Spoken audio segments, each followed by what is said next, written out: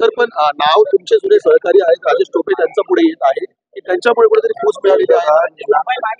आता हे सगळं काय बाहेर येईल हळूहळू.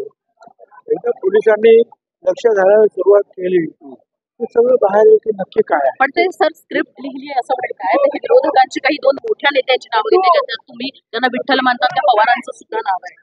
मला माहित नाही आहे काय पोलिसांना आता त्यांचं काम करू द्या ना. तर सलाईन मधून विष प्रयोग झाला तर गंभीर आरोप त्यांनी गृहमंत्र्यांमध्ये घेतले. आता अशा हास्यास्पद आरोपाला मी काय उत्तर देईल हे प्रश्न सुद्धा विचारणार.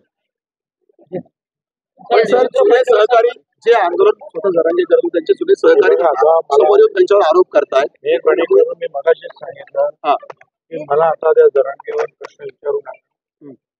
काम आहे अधिवेशन सुरू आहे मला विचारताय आणि मी मगाशीच सांगितलं की आता काही नाटकांचं स्क्रिप्ट वगैरे लिहायला सुरुवात झालेली आहे माझी. एक जे आहे ते रायगडाला जाग येते त्या धर्तीवर तेव्हा होम डिपार्टमेंटला जाग येते आणि दुसरं श्रीकांत मोघे साहेबांचं एक नाटक होतं सीमेवरून परत जा. हे दोन नाटकाची जवळजवळ सध्या मी करतोय.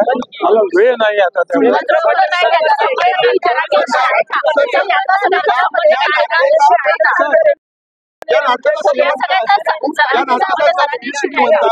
शेवट काय असेल सध्या सुरू आहे.